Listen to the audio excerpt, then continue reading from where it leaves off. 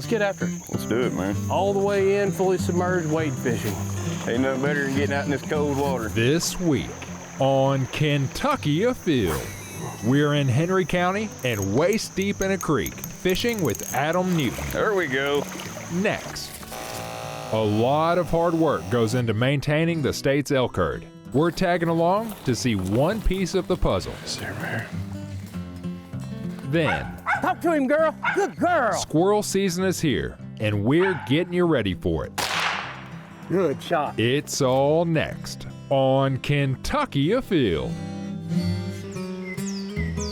Such a pretty fish. Beautiful. This pond is plumb loaded with frogs. They're everywhere in here.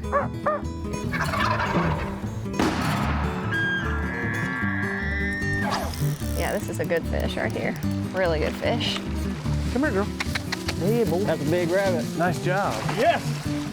Yes. My first musket. Mercy, Leo. Yeah, look at it. It's a keeper. There it goes. Boom. Wow, that happened fast.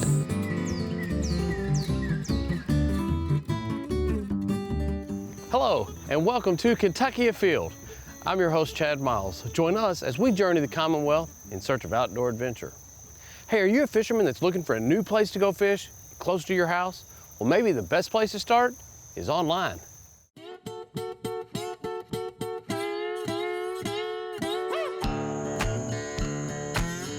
Well, Adam, this is kind of your cup of tea right here. Yeah, man, I love creek fishing.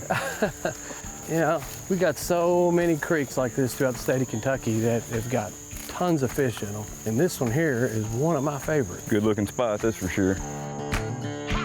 Well, Adam, I think we'll just drop our gear right here. Sounds good, man. You know, this is a typical creek or stream that can be found anywhere in the state of Kentucky. And you have kind of started a way for people to find locations like this, share techniques Yes, sir. throughout the state of Kentucky. Tell me a little bit about it. I started up, it's called FKLRC. It stands for Fishing Kentucky Lakes, Rivers, and Creeks. I started that up back in 2014 just to kind of try to bring together the state of Kentucky fishing community. How many members you have now? Gaining up on 22,000. So 22,000 people from every county. Every county all over the state. So if you really want to get into fishing and you're just not sure where you want to go, or you need a little bit of help, but if you're involved in social media, you can find you on Facebook, right? That's right. And what do they need to search for to get it? Just type in FKLRC on the Facebook search. It'll take you right to it. All right, let's get after it. Let's do it, man. All the way in, fully submerged, wade fishing. Ain't nothing better than getting out in this cold water. Man, I tell you what, you get out here in the middle of the summertime and it's 90 degrees outside, getting in this water waist deep is nothing more refreshing. What do you think fish number one's gonna be? Did you bust one? I don't know what I got here. Smallmouth. Nice.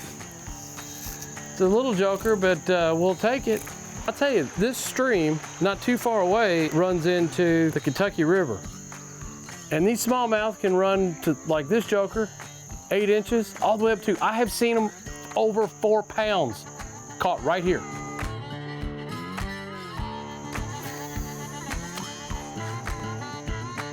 You know, Adam, even though you've started and moderate Facebook page all about fishing Kentucky, I bet you have learned some really cool new fishing holes just by being a member of this site, haven't you? I have, man. I've learned some new spots, learned a lot of good techniques and tips, made some good friends off of it. Pretty awesome just to be able to get in contact with everybody around the state.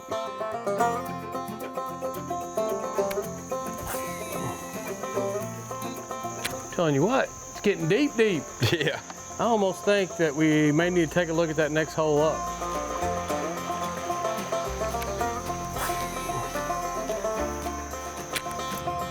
One black bass species away from catching the trifecta. That's right, man. He thinks he's king of this creek. In a couple years, he might be right.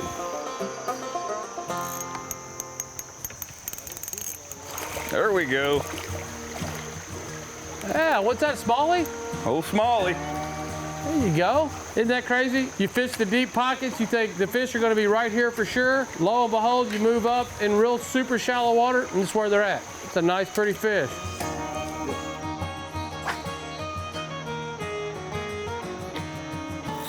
What have I got here? Lord have mercy. I don't know what this is. Come off right there. Did you see I that? saw it, man. I don't know what that was. That's crazy. Whatever it was big. You know, creek fishing is all about setting your expectations. I mean, there are some big fish in here. It's really about just going out and enjoying yourself and just kind of setting your expectations. That's what it's all about, man. It's going out and having a good time. So that even if you come out here and get skunked, man, it's awesome to get out here. Being lucky enough to catch a couple fish is just bonus. That's right.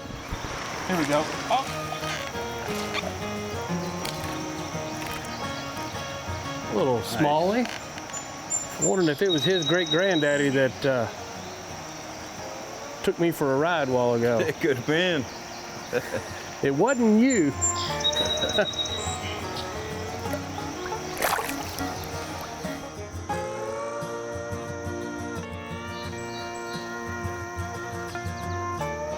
Man, for someone that thinks I want to get into fishing, going online and finding out some different techniques and some different species to fish for locally is a really good way to do it. And then finding some techniques and where to fish, there's a lot of people out there willing to help you. I mean, look at this. Tonight, both got off work, came out here, just had an hour or two to jump in a creek and stream. Why not? Don't pass those opportunities up to get out and fish. Something like this today, you have to fish close water. Yep. Here we go. Oh, look at that. Nice. That is beautiful. Oh, I love when those smallmouth come up and jump like that. Look at there. Very nice, man. What a pretty fish. This is a respectable fish. You're talking about a 13, 14-inch fish. Strong, fighting current fish. Probably made its way from the Kentucky River. Ran up in here because there's so much bait. Good looking fish, man. Well, Adam, I'll tell you what, it was a good time sharing the creek with you this afternoon. It was. I had a great time with you too, man. Appreciate you asking me out. And I really appreciate what you do. I mean, getting out there and trying to inspire people to take an afternoon and get out and go fishing. There's plenty of places in the state of Kentucky to do it. And you know what? You never know till you get off the couch and go try it. That's right, man. You never know. And there's, like I said, you've talked about how many people are out there willing to help out, share a location, share a technique, and going to somewhere online like your Facebook page is a great place to get started. Yes, sir. Well, let's get loaded up and get out. Let's do it, man.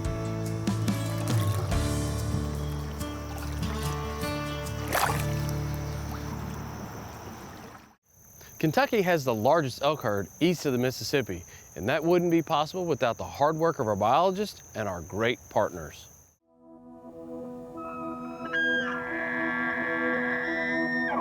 Elk have been in Kentucky now for 23 years, so we were transitioned from the restoration phase to the management phase. Kentucky Fish and Wildlife and the University of Kentucky are involved in a collaborative effort. What we're working on today is a calf survival project to kind of help us update some survival estimates that we need to perform every few years to make sure we're on the right track with the elk herd. As a University of Kentucky graduate student, it's been an amazing opportunity to be down here in southeastern Kentucky studying the state's elk herd. We started this project back in January. We identified 25 pregnant females out on various landscapes in the eastern area of the elk zone. Each of those females was given a vaginal implant transmitter that tells us when a calf is born. So today our crew is going in to locate these calves.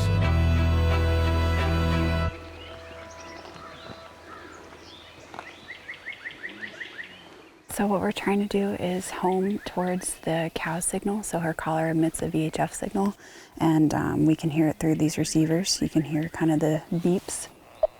Where they sound louder, that's closer to where she is.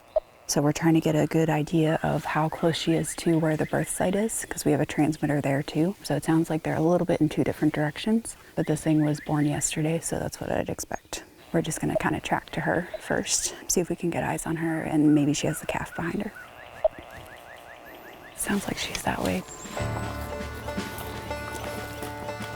This study is a nice follow-up to previous calf studies. The last one was done about a decade ago. We have new technology now with these transmitters that allows us to get to the calf as soon as it's born. A lot of things have changed over the last decade. We have changes to the habitat, mining has decreased, we have a lot of woody growth coming back in, we have changes in the way people use the landscape, and we have changes in predator compositions. So it's really important to try to update these estimates as we go through time, so we're keeping up with the changes that we're seeing here.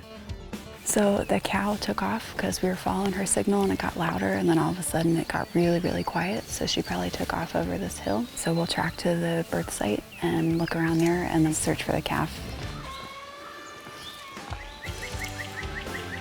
I think she's getting close to it now. This is the typical birth site. Here's the transmitter that we put into the pregnant cow. So from the birth site here, it's on a nice bench and it's pretty steep on either side. So more than likely she's moved the calf along here somewhere. So we're gonna kind of spread out in two directions and follow the trails and see if it's off of that. Hey, right there. Nice job, Dan. See her mare. See how well it's hidden? We're only 15 yards from the birth site. We'll put a blindfold on so that it calms down. They can't see what's going on, so they're less likely to try to run away from us or struggle during the capture process. We'll pick it up and move it a little bit away from where it was actually hiding to do our workup procedure. We don't really want to influence or disturb exactly where it was hiding. So that hiding behavior is so ingrained in them that even with all these people here, and when I picked it up, it doesn't move, it doesn't make a sound. It's just trying to stay still and stay alive. So we're gonna see if it's a male or a female. It's a female. So we're hoping to draw blood, kind of like when you take your dog to the vet, they draw blood and get just a standard white blood cell, red blood cell, nutritional aspect to it. We're gonna collect the hair and hopefully do some analysis on that. So we're gonna try to pull about 15 milliliters, a little more if we can get it. We'll put them in blood tubes. This one has an anticoagulant in it. So the next thing goes on is the collar. It's the most important thing. This is like its own radio station, so it has a different frequency that's specific just to this animal for as long as it's wearing the collar. So it's an expandable VHF collar that as their neck grows, it will grow. The loops will pop and the fabric will stretch. It's like an elastic band. And then eventually the fabric will wear through and fall off. So ideally it will stay on for about a year. We will take a series of body measurements and that will complement the weight. So we'll weigh them at the end of the capture. So this one is total body length. So from the tip of the nose, it'll fall all the way flat to the body along the curve of the spine. We'll go to the base of the tail, so where the tail meets the body. So it'll be 105 centimeters even. So we'll do chest girth next. We'll slide the tape up right under the armpits as close as we can, and we'll cinch it tight, but not too tight. And so that'll be 60.2. Body measurements kind of help to give us better indication of are they leggier, what's their body proportion. Measuring hoof growth, so it's kind of the new hoof deposit since they've started to develop. So this one is going to be the incisor measurement. So these ones have barely erupted, so it's going to be a really small measurement. Some of them are out a lot. We'll take a picture of the umbilical scar. That will tell us how old really this calf is and can kind of confirm the notifications that we got today. We'll also take pictures of their hoof wear. So if it's soft and spongy, it means they really haven't moved far, they're pretty young. And if it's harder, then they may have traveled a distance. We're putting her in a scent-free mesh bag to get a measurement of her weight.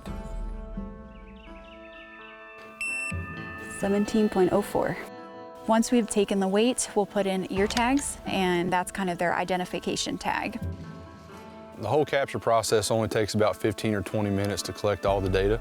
And as soon as we're done, we'll take the calf right back to where its original hiding location was, pull the blindfold off, and leave the area. The cow is usually around the area. We may see her several times during the actual workup. She's checking on us to make sure that her calf's okay. So she'll come back in and she may nurse immediately afterwards. So we want to get out of there as quickly as possible. It's been a really productive spring so far, and we hope it continues. And I can't wait to see what we learned from this study. Most folks don't understand the amount of time and work that goes into managing a particular species like this, but we feel very fortunate to get to conduct these research projects and get out and do some enjoyable field work and take satisfaction knowing that we're managing the resource the best way that we can.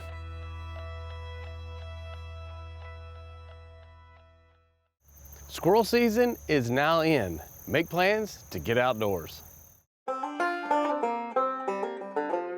What's her name again? Her name's Ellie Mae. What type of dog is she? She's a mountain feist. A mountain feist. Mountain feist. They use their eyes, ears, and their nose real well. You might see them get up on their hind legs even. They'll wind and they just go get him, girl. She knows what she's here for. And that dog immediately. Find a squirrel. She's pretty accurate, this little dog here is, you know. I can't speak for all of them, but I like the breed just for the fact that usually when they tree, there's meat there because, you know, they're not just smelling a track, they're smelling that whole squirrel. Yeah. That's up the tree. Look how she's jumping. When she starts bouncing like that, she's smelling something right there. I think she smells one right now, guys. She's treed. Look at her. Look at her biting on that stump. That squirrel has went straight up into there. Look how excited she is. Oh yeah, she knows it's there. That's exactly where it's at. Good girl. Good girl. Good girl, Ellie. We ain't gonna get that one. It's in a hole. Come here, baby. Right through there. That's a good girl. I usually just pack her a little ways. We'll go back up here and go through this gate and, all right, and head up this way here to the right. And she should have us another tree in no time. So that's the way we're going. There you go. She's on that tree, buddy, both front feet. I see the squirrel. I just saw the squirrel too. Squirrel sitting right up in the top. There's two. Is there two? I tell you what, Steve, you get in range where you think you can get a shot at one, and if the other one takes off and we had to shoot at it running, I'll be ready. I was taught as a kid, they ain't small, miss small. I had to pay for my own shells, buddy. But my uncle didn't bring me from hazard, so I'm real careful about the way I shoot. Ready? There you go. There's one. There's one more up there. Yep. You want to shoot it? He's right up in that same fork, Chad.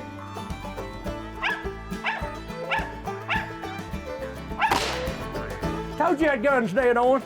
Yeah, man. Good girl. Good girl. Nice job, Ellie, man. Good job, Ellie. Good job, buddy. You think they don't want those squirrels? I mean, I'm telling you what. She loves it. Hey, we enjoy getting out here, and it's always good for the table. But you know what? That dog likes it more than we do. Oh, yeah. I mean, look how excited she she loves is. it. Yeah, she's excited. I believe she's on the right. Stay on this side. We'll let old Ellie Mae tell us where we need to go, huh? That's exactly right. You see right there with the fork? It's sitting right there. It's a gray squirrel. She's looking right at it. Here, Chad, you come get the rifle and I'll handle the dog. I got a pretty good shot right here. All right. Go ahead. Crack shot. Good job, There Ellie. she goes. Good dog. That Good is on dog. it. Nice shooting, Chad. Thank you. I'll tell you one thing, you've got a squirrel killing combination with that little 1022 and Ellie Mae. Hey, Lordy. I'll tell you what, it doesn't get any better. You just turn the dogs loose, it's very social. Yep. We can sit here and talk and carry on, talk yeah. about our deer season, and lo and behold, wait for her to bark, walk Yeah, up there. we've talked about bear hunting, elk hunting, everything else, and then directly you hear it bark. Let's go. We've hunted everything in the state of Kentucky and got 3 squirrels. Pretty good. That is pretty good. Hey, Lordy, good job. Where did this originate, using feist dogs? Even George Washington, in some of his memoirs, were talking about, you know, a feist. Feist dog. That's what they used to call them. You know, it's been that far back, but a lot of your poorer people, your early settlers in the mountains and stuff, you know, they could have one dog for everything.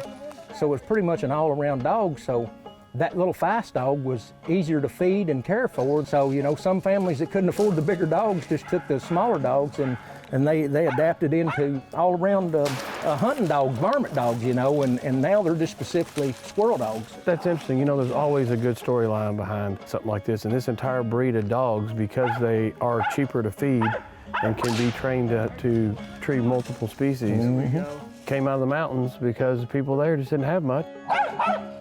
Some of your first settlers, some of my people were some of the first settlers in southeast Kentucky, came in through Cumberland Gap and that way into Kentucky. You know, my daddy always talked about the old feist dogs when he was a little boy down there and stuff, you know, them getting snake bit and treeing possums and coons of a night and squirrels of a day, you know, and stuff. And he loved a tree dog, and I guess I growed up hunting with him, and that's what made me love the tree dogs. And I mean, I rabbit hunt and stuff too, and got them rabbit dogs and all, you know, that, man, there's just something about a tree dog, you know, being able to go to it. It's just so much different. It is, and you know, your dad loved it, and I'm sure that it a little bit brings you back to your childhood. Absolutely. I think she's fixing a tree. She's tree. Here we go. We have a little talk and tree a little squirrel. It sounds like the beginning of a song. Yeah.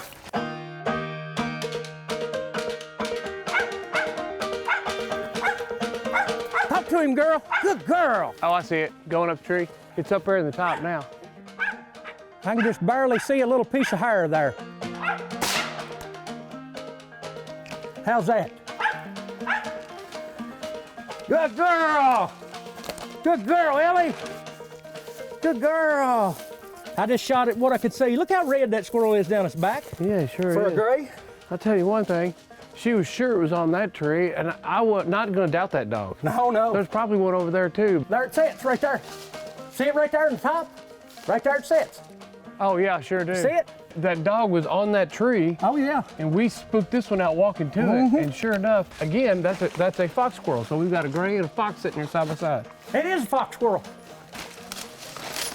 Yeah, I knew she had a squirrel there, and then when you seen that other, but a lot of times that'll happen like that. Get ready, coming down the tree, get ready. Here. Here, Ellie, here. Here, Ellie, here. Coming down, there you go. Get him, girl. Good job, Ellie. Good job, Ellie. Fantastic. I tell you what, that is awesome. When you sit there and we walk in and we see a squirrel and we think, oh, that's what she's barking at right there. And I said, you know, look at that dog. She bites onto my coat and everything. Look at her. Oh, God, I love that enthusiasm. Good girl. We've got oak, scaly bark hickories, we've got tight bark hickories, big nut trees, the shag barks, scaly barks, same thing. Got red oaks, white oaks, there's plenty of big timber in here, and then you got these little locusts. That's pretty much their homes in there besides the nest, you know. Well, the woodpeckers have opened it up for them and just said, here, live here. Yep. All right, girl, go get him. Go find a squirrel. Go get him. Go get him. She always takes off. When you let her go, she always goes right in front of you. Perks them ears All up you and got to goes do listening. is, Yep. it's like you're steering her right this way. Like, you know, like a good lab dog or retriever dog. Yep. There she There she is. She's already treed up again. She's straight out. Yep. Straight out this ridge. I see it. It's a fox squirrel and it ain't very high. Here, Chad, bust that fox squirrel right in the head. Look right there, right here low. Oh, yeah. Through the cedar. Good shot. Shot, Chad. There he goes. Yeah, man, good job. I think that's number 10. Good girl. Good girl, Ellie.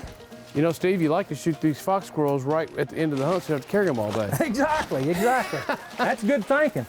Look at there what Chad shot out to you, buddy. Look at there what a squirrel.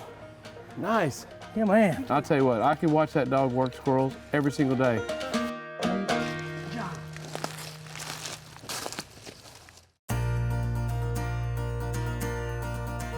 Now let's check in and see who else has been out having fun in this week's Ones That Didn't Get Away. Here we have a super impressive fish. This is actually the new state record sawguy caught by Clay Smith on the Cumberland River. Congratulations. Here we have a fish we don't see much, a lake sturgeon caught by Paul Feltner on Lake Cumberland. These fish must be immediately released. Congratulations. Here we have Bethany Scott of Willisburg, Kentucky, showing us her 2019 spring turkey. Congratulations. Grant Harrison showing us here that it's never too cold to go out and catch trophy largemouth. These fish were caught on Harrington Lake in November. Nice job. Check out this impressive 8-point buck taken by Chris Buggenstock. This deer was taken in a farm in Grant County. Nice job. COVID-19 has changed a lot of things here in the state of Kentucky, but the one thing it won't change is that you still get your annual dose of John McGregor. Make sure you tune in this Tuesday night at 8:30 Eastern at the Kentucky Afield Facebook page. There we'll answer all your questions about Kentucky Wild and our non-game programs. And remember, hunting and fishing on private property is a privilege. Always ask permission and thank the landowner. Until next week, I'm your host, Chad Miles, and I hope to see you in the woods or on the water.